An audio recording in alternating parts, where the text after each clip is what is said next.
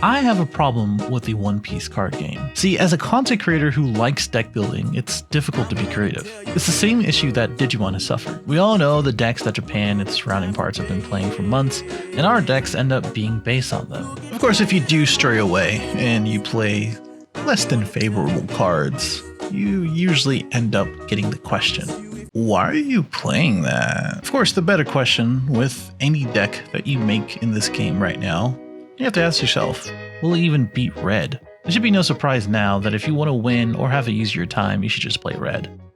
But good thing I don't care about that. Now let's talk about Green Purple Dofi. Current iterations for the deck involve the film package, which is actually pretty good. So if it's not broke, why fix it? Well, my eternal struggle to make Jink work always takes over, and I wanted to make something a little different with Green Purple Dofi. The first part of that idea included Misal Sunday, and as well as Rosinante, one of the least played secret rares. She can draw you a card and ramp you to get you on that 8 cost curve while going first, and Rosinante can play a lot of cool 5 costs. The second part is taking advantage of that secret rare by including some of the elements of one of my favorite decks from OPO 1 and 2, and that's Green Kid. Diamante is already a perfect fit for this deck, but now including Trafalgar Law as another target for it, along with the searchability in Bonnie, another Law target in Beige, and more defense and draw in Killer. Not to mention that we do need more cards that have counter power. Why not take that a step further and include Scratchman for a searchable 2K and Raizo for another Law target in draw. This also goes perfectly with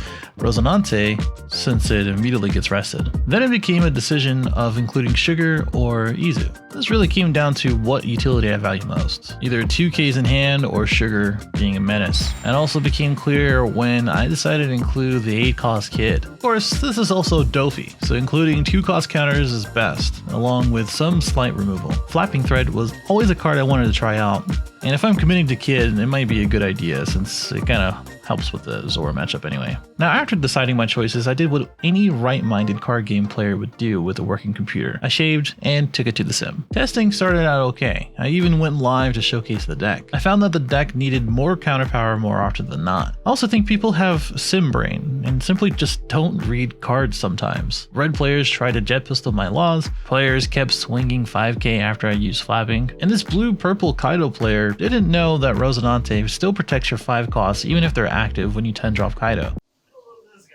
But as I played, I then found out that Red Rock gets rid of any of my bigger threats. Luffy just swings into any of my blockers. It takes too long to set up, so Yellow Big Moms just have their way with me. And sometimes I just didn't even have enough in hand to defend myself. And then I realized one important thing.